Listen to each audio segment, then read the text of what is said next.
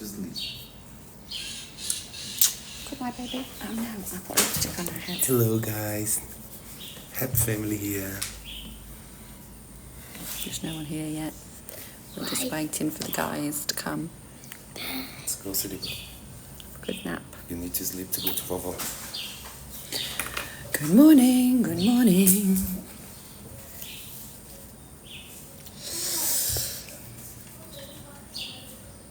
I'm unexpectedly present today.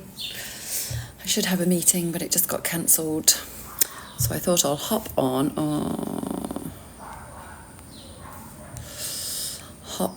and do a little live coaching. So, good morning, everybody. Live life coaching today. I coach on emotional intelligence. Emotional intelligence is a tool that you can use in order to gain control over your emotions, and through gaining control over your emotions, you can go on to control your reality.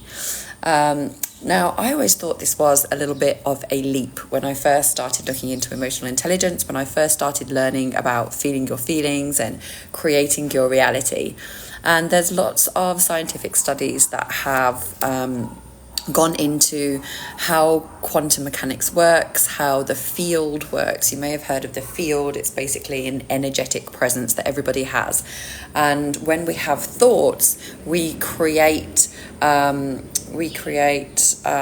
what's the word I'm looking for? Like a ripple effect. So when we have a thought, we create a ripple. There's a better word for it, I can't remember. A ripple effect, which runs out through our energetic field, and that's how we create our reality. If you would like to learn more about that, there's an excellent book about it called The Field by Lynn McTaggart. Also, you can learn about it from a book called Busting Loose from the Money Game by Robert Scheinfeld. But basically what happens is when we have a thought, it affects how we feel. And how we feel affects our perception of what is going on in the world around us. So when we say that we control our reality through our thoughts, we're not actually changing the reality. We're not actually changing the structure of the mass that we see in front of us, that is certain objects, but we're changing how we see it. And that's why emotional intelligence is such an important tool, because you're able to control how you see your reality, which in turn controls your reality. If you think to manifestation or the law of attraction. Sorry, I got kid stuff all over the table. Manifestation or the law of attraction, it's all about frequency, it's all about vibration, and emotional intelligence allows you to control your frequency, to control your vibration. So you may have seen videos here on TikTok that are like, if you want to manifest something into your life, you have to match its vibration. You have to match its frequency. And particularly in the case of when you're trying to manifest something that you've never had before, you've never experienced, it can be difficult to figure out how you're supposed to embody the vibration of something that you've never experienced. For example, I want to be a billionaire. I've never been a billionaire before, and actually I don't really know any billionaires. So how am I supposed to embody the frequency of a billionaire, right? I don't know.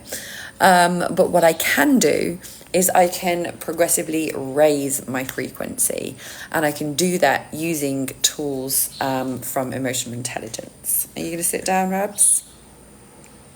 The dog's just getting comfortable. Yeah, you want to join in? What do you have to say? Nothing. So, with that said, I think I've been missing my 11 o'clock show times too often now. My usual people are not here.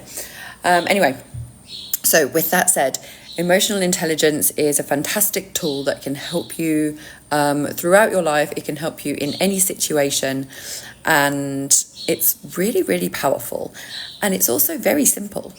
So unlike intelligence, IQ, right? Sorry, I'm sitting on a cushion. It's incredibly uncomfortable. Look at the state of this cushion.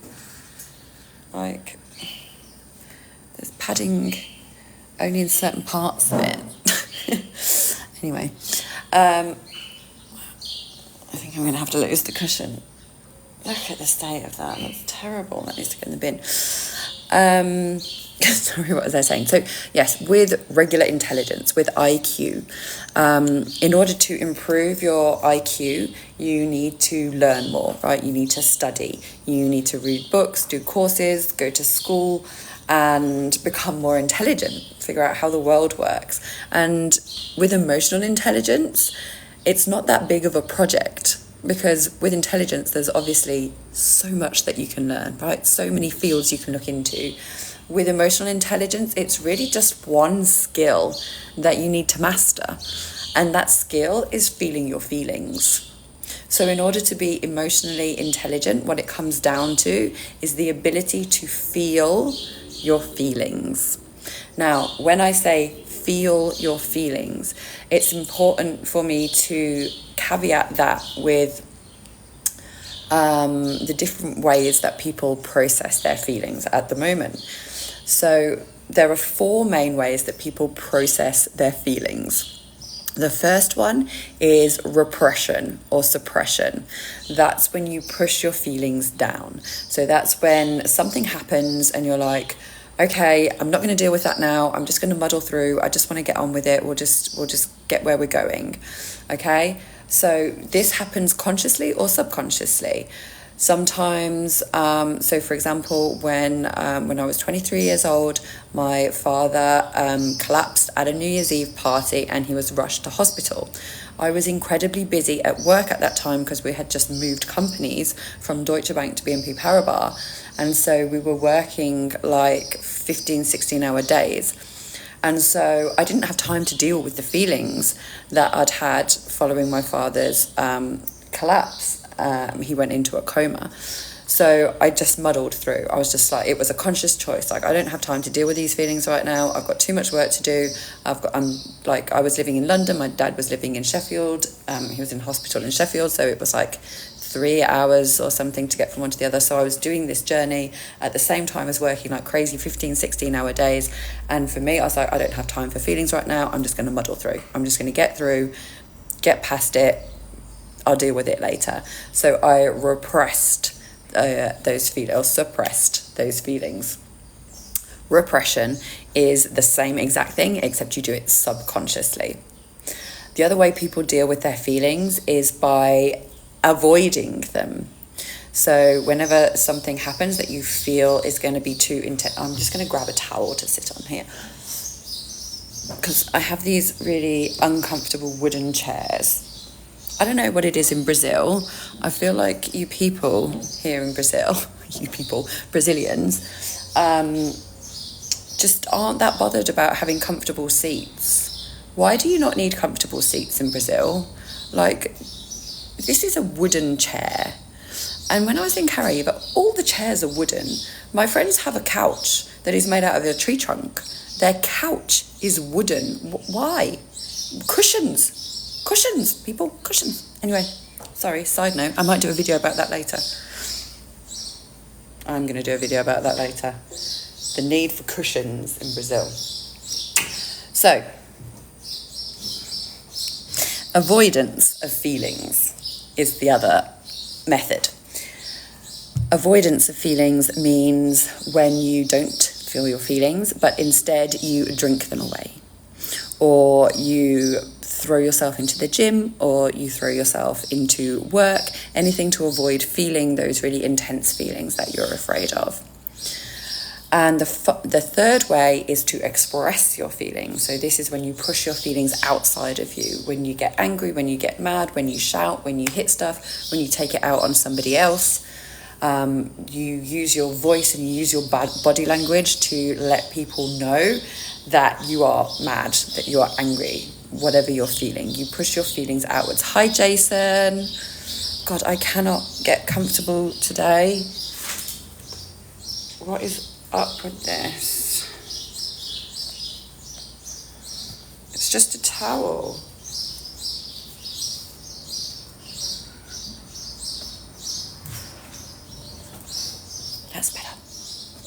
Sorry if I'm distracting you with my randomness. What's going on, Jason? Tell me. Guilherme, she speaks faster. Guilherme, I don't understand your accent very well. Eu sou inglesa. Americana não. Britânica inglesa. Inglês? Britannica inglês.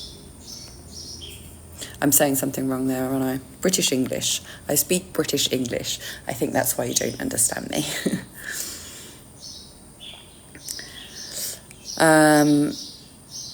Okay, so I'm going to let Jason carry on writing, and I'm just going to finish up talking about the fourth way that people express their feelings is to feel their feelings, right? So you've got repression, avoidance, expression, and the final one is feeling your feelings.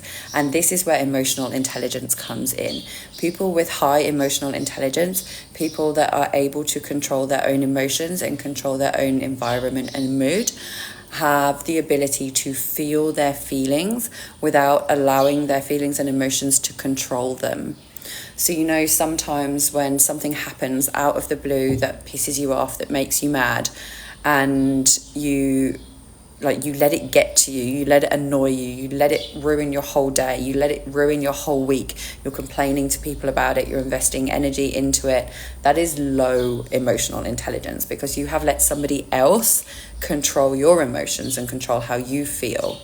Having high emotional intelligence is when you control your own emotions, right? And it may sound ridiculous that so many people allow others to control their emotions, but this happens all the time in friendships, in relationships, and even just like out with random strangers. Like if somebody cuts in front of you in the line at the grocery store, that's going to piss you off, right? You're going to get angry. You're going to get mad, like whether you say something to the person or not. Your mood, generally speaking, people that don't have great emotional intelligence, your mood will be affected by that person having cut in front of you in line. You have just let a complete stranger control your emotions. And it also happens a lot in relationships when you're saying, you made me feel this way.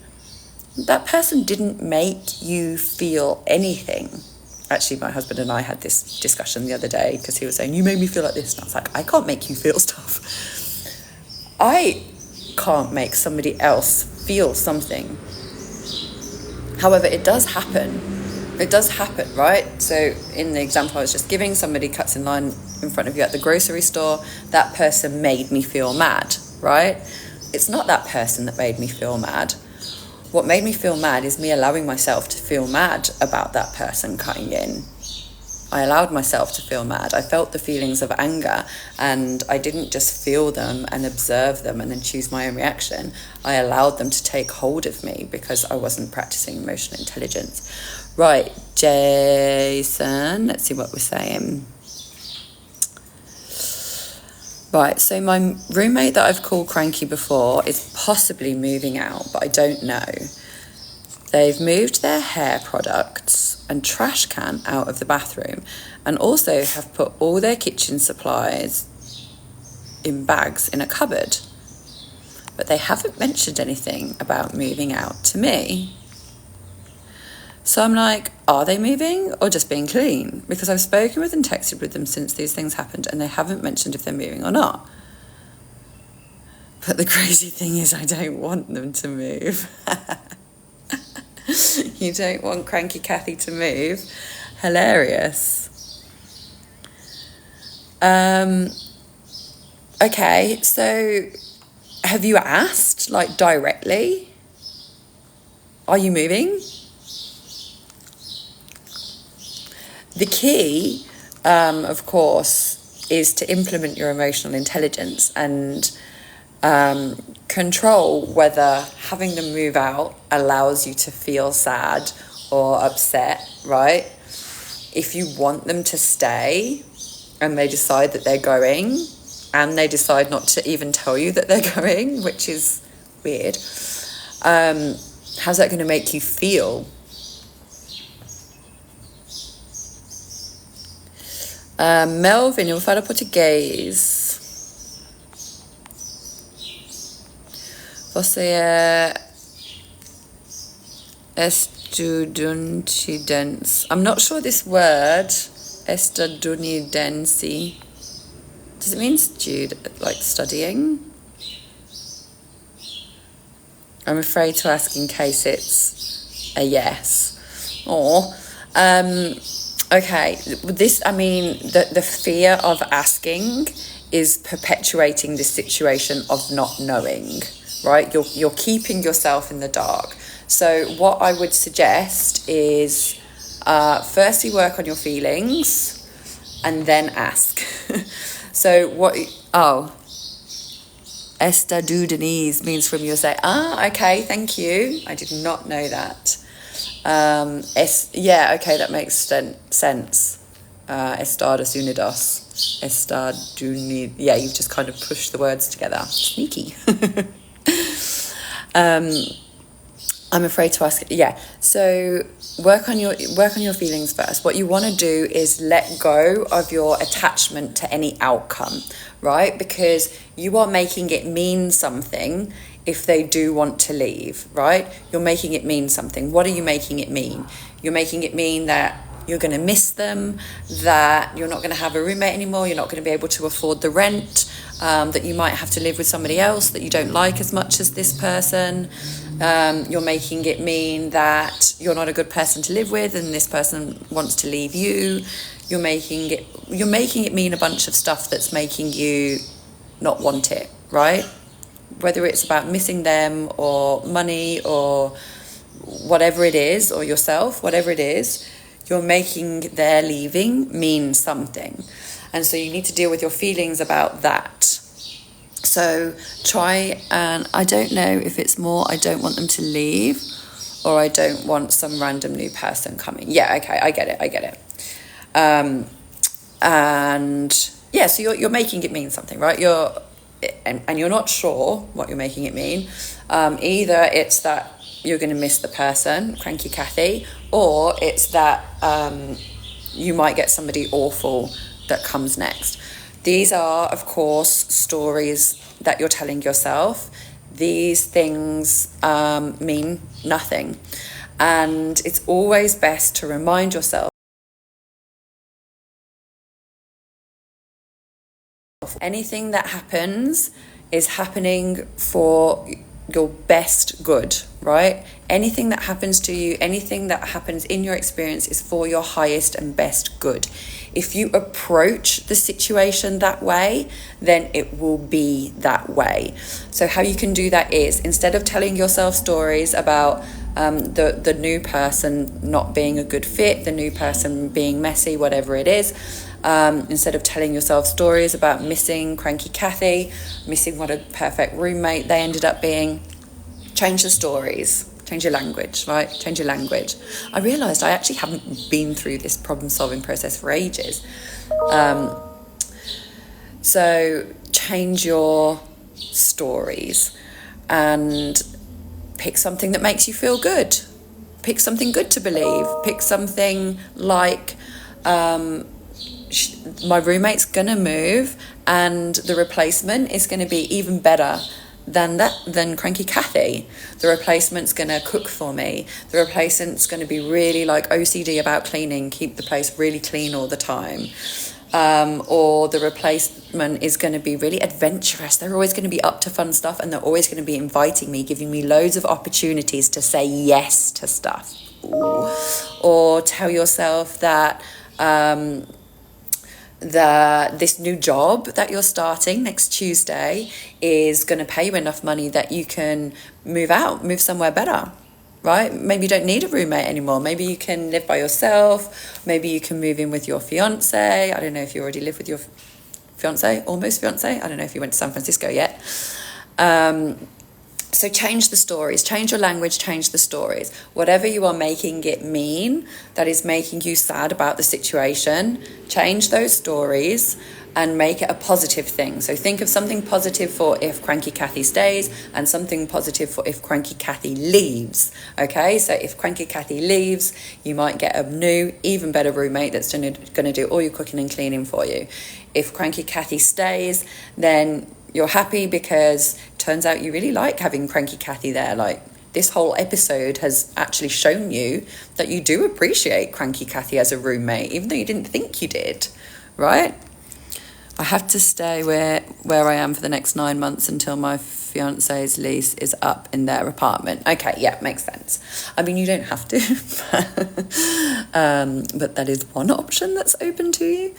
But yeah, obviously moving is a pain. So if it's 9 months, it's better to stay. But it doesn't really matter what's going on in reality. It doesn't really matter what limitations there are. It doesn't really matter what things you think you have to do. They're all stories that you tell yourself. So just choose something that feels good. Choose a story that feels good and then go ask. Okay?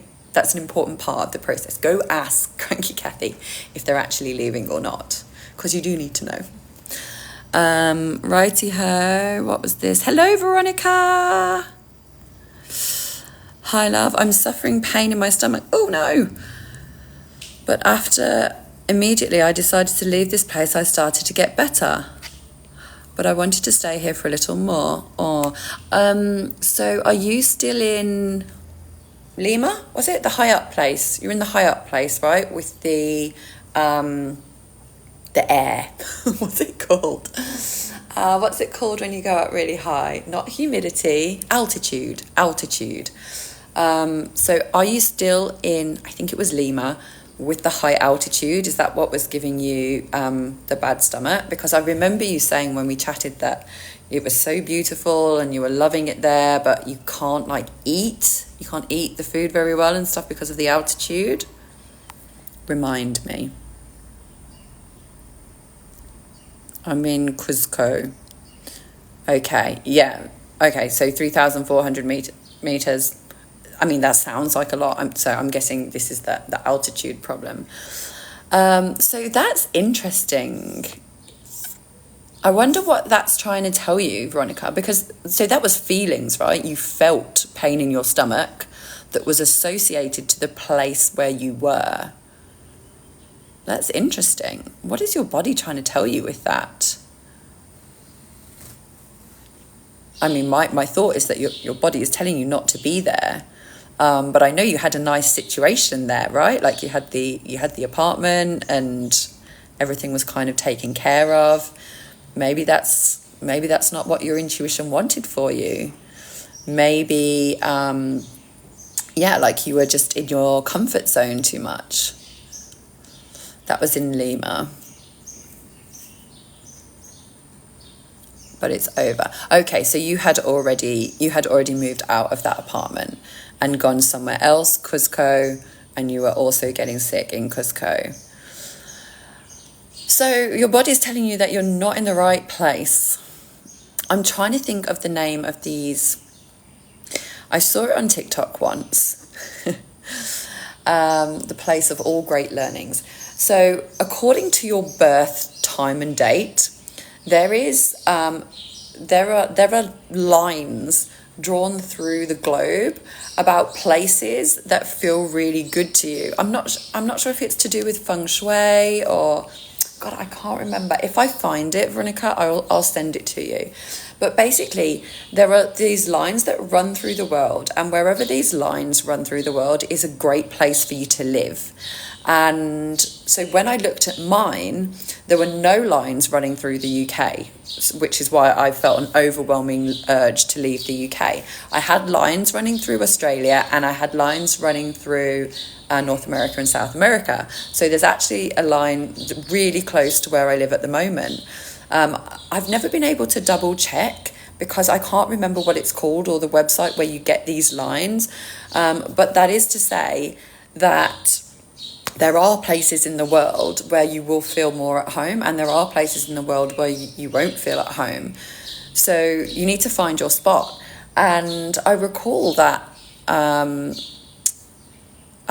Mexico is the place where I felt better my whole life. This pain usually happens so Mexico, right? So Veronica, what are you doing about getting back to Mexico? This pain usually happens when I'm in is that where you lived before? Cuzco? Is that where you left to go to Mexico? It doesn't matter. What matters is you know the place where you feel good. You know the place where your body feels good. And they've put in some obstacles to make it harder for you to get there, right? They've put some obstacles in, some visa stuff. Doesn't mean you can't go back to Mexico. It means you need to find a new way to go to Mexico. So everything that happens to you is for your highest and best good. Always. This is always the case. Everything that happens to you is for your highest and best good. So the fact that you had to leave Cuzco, that's for your highest and best good, right? The fact that Mexico put these restrictions in place with respect to the visa is also for your highest and best good. Because you weren't really living there. You were traveling there, right? You were permanently traveling in Mexico because you didn't have a visa before. So whatever has happened for your highest and best good. And I love that you're now going to be applying for the visa for Mexico to make it your permanent place of residence so you don't have to keep leaving, so that you can go back and get your stuff and stay there, right? So even though it may feel like a challenge at the moment and it may feel difficult and the whole visa process is, I'm sure, incredibly frustrating, it's all for your highest and best good. And once you've been through that process, once you've figured it all out, or once you've allowed yourself to be led wherever you're going, then you're going to be in the right place. You're not there yet. I feel a little bit like this where I am now as well, Veronica, because I have this restricted feeling all the time, like I can't do stuff. And I know it's bullshit. I know it's just me telling myself stories. But even when I get over, so like first off, it was I can't talk to anyone, I can't make friends because I don't speak Portuguese. So I got over that and I started making friends. And then it was, well, I can't leave the house because it's dangerous. And like, honestly, I live in the centre of the city. It's really not dangerous here. It's a story that I tell myself. But I'm always coming up with these new reasons why I'm restricted where I live. I don't have enough money, or I'm not confident driving to a nearby town. Whatever it is, I'm always coming up with bullshit. But ultimately, I've realised that this is probably just not the place where I'm meant to be. Like, I came here, I was meant to be here for a time, and I think my time here now is done. How do we stop telling ourselves stories? Hey, Anthony. How do we stop telling ourselves? It's a choice, Jason. It's a choice. So it's like we talk about, what's the number? I think it was 60,000 thoughts a day, I read. We get about 60,000 thoughts. Hang on, somebody's just sent me... I was supposed to be in a meeting invite right now, and it got moved, so I just need to accept the new one. Okay, my meeting is now at 12 in 20 minutes. How do we stop telling ourselves stories? So we have about 60,000 thoughts a day. Most of these thoughts pass through our minds without us giving them any recognition, without us investing any energy into them. But sometimes a thought will resonate with you and you'll start investing more energy into it. So your thought of, if Cranky Kathy leaves, I'm going to be sad, right? This thought passed your mind and you clung on to it. You were like, oh yeah, I am going to be sad. Oh, I'm going to be sad, and then I'm going to have to get a new roommate. And what if this new roommate is awful? And what if this new roommate is stinky? Or what if I can't find a new roommate and then I have to pay all the rent by myself? And I can't afford to do that, right? So that one thought that was just passing through your mind, think of it like clouds, right? This is how I think of it. So there's the sky, that's the mind, and then there's clouds. Those are thoughts. So some of the clouds move quickly across and they disappear. Some of those clouds, they're like thunderstorms, right? They're big grey clouds. They cover up the sky. They cloud your vision, right? They cloud your mind and they take it over. So when you had that thought about Cranky Kathy leaving, you chose to invest your energy into it. You chose to make it mean something. You chose to pile more stories on top of it. What you could have done is, when you noticed that you didn't like that thought, when you noticed that that thought made you sad about Cranky Kathy leaving, you just choose to change the thought. So instead of going off on a tangent about how awful it would be about Cranky Kathy leaving, you employ some of the other thoughts, right? You force yourself to think happy thoughts about how good it could be if Kathy leaves. So, hang on, let me just read the wording of your question. How do we stop telling ourselves stories? Right, so you're never really going to stop telling yourself stories. That's what your brain does. It's your brain's job, right? If you stop telling yourself stories, you're dead, okay? But you can choose which stories to tell yourself.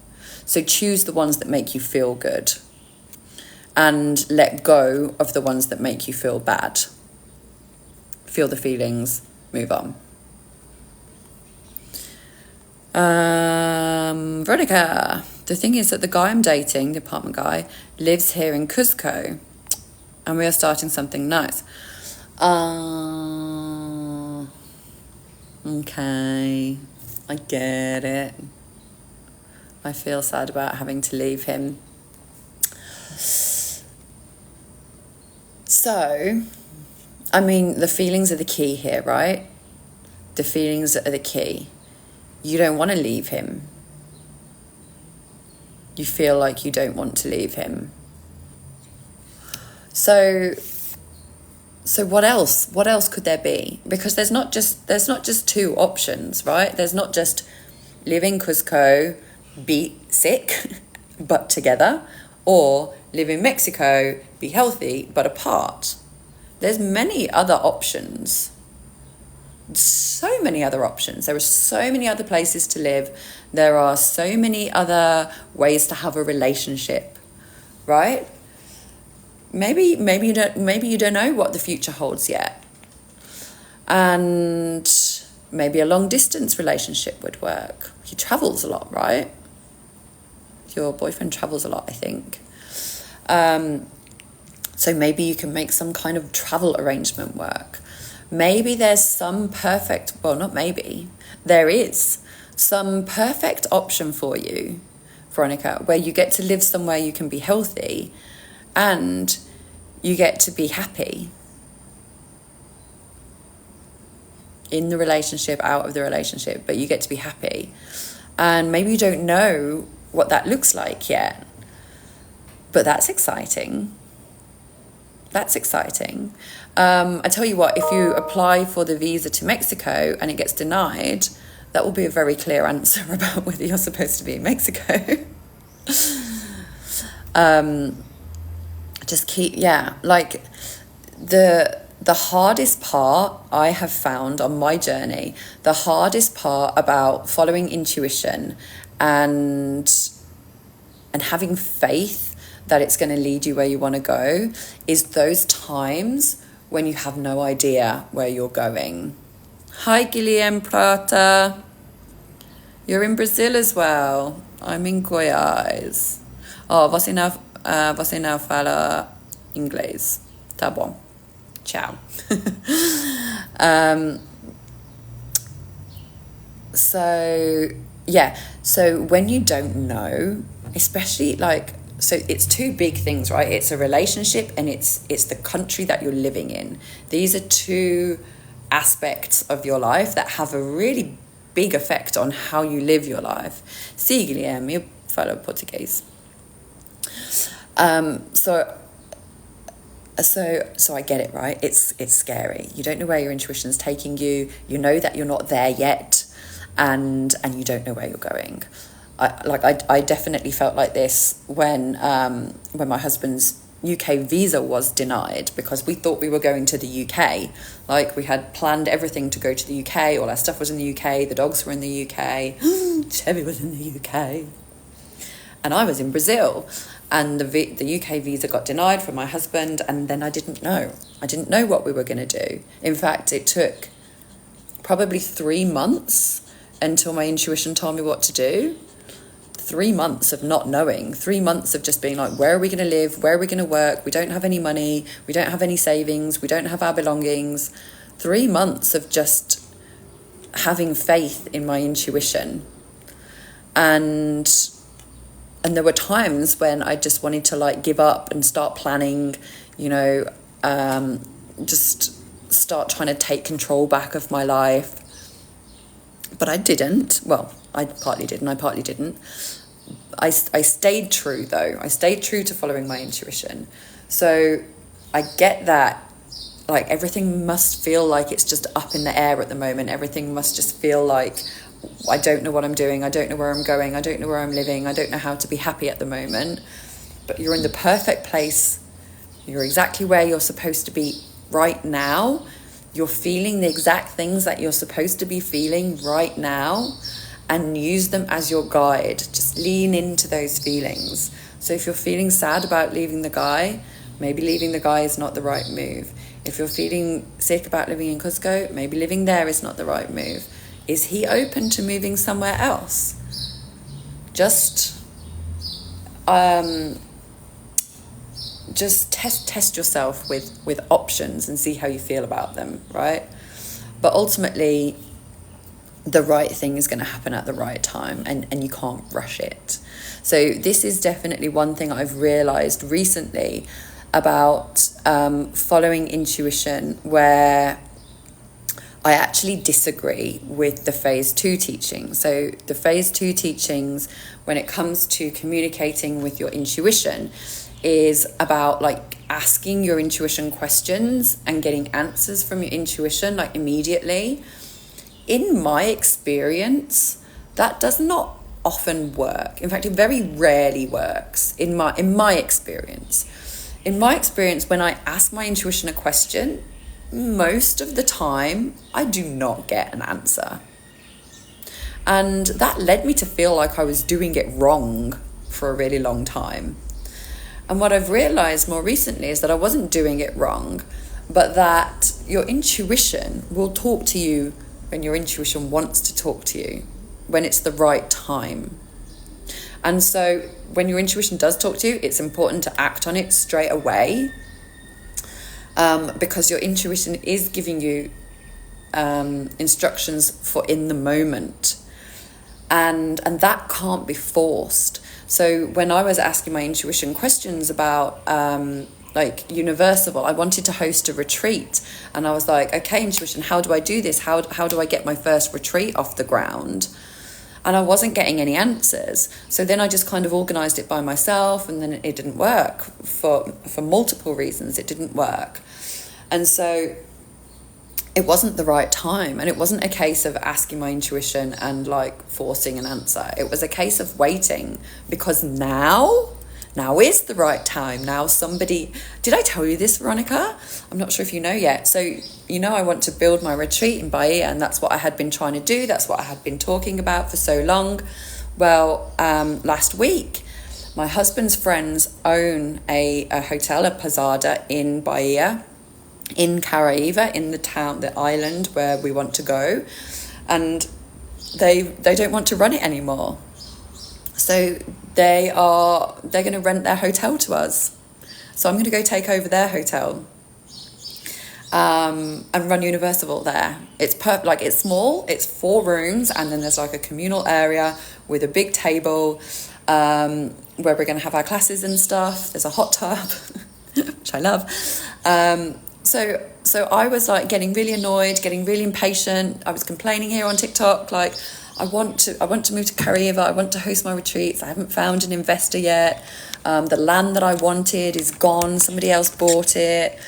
But I didn't make that mean that I couldn't open my retreat. All I made it mean is that I hadn't had my opportunity yet. And last week the opportunity came. The opportunity came in the form of, hey, Eleanor, you want to do Universal? Here you go, have a hotel. And it's not even a partner, so that somebody else, hang on, what are these questions here? Você entende? Poucas pessoas dos Estados Unidos falam português. Eu sou inglesa, e eu falo português porque meu marido é brasileiro. Eu moro aqui no Goiás e eu falo português. Por que isso? Yes, right? So it was months. I went to Caraíva in February. So I've been talking about this since February. It's now the end of May, and I had to wait that long. And I was trying to force answers. I was trying to force progress. I was trying to find an investor. I was trying to force it all, right? And it didn't work out. I could have given up and lost the opportunity altogether, but I didn't. I just kind of relaxed, went back to doing the things that I enjoy, the things that I have fun doing, and then the opportunity just came. So whatever your perfect scenario is, Veronica, it's on its way to you. You just might not know what it is yet. And that's fine. You don't need to know. You just need to have faith. Você não entende inglês? Que legal, cara. Ela mora no Brasil. Guilherme, pode perguntar-me em português. Eu vou responder no português também.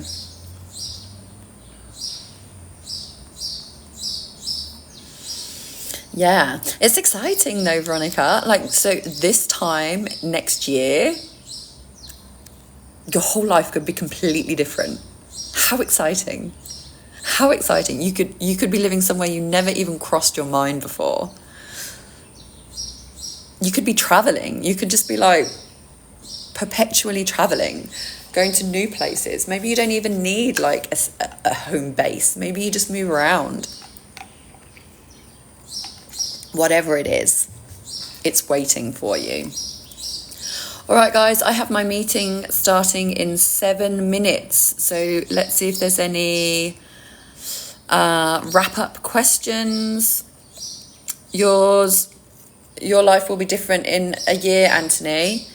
Yeah, because, Anthony, in a year, you will be a multimillionaire who owns an equity stake in a universal healing centre in Byron Bay. Maybe Byron. Did we say Byron? I know you're in, where are you?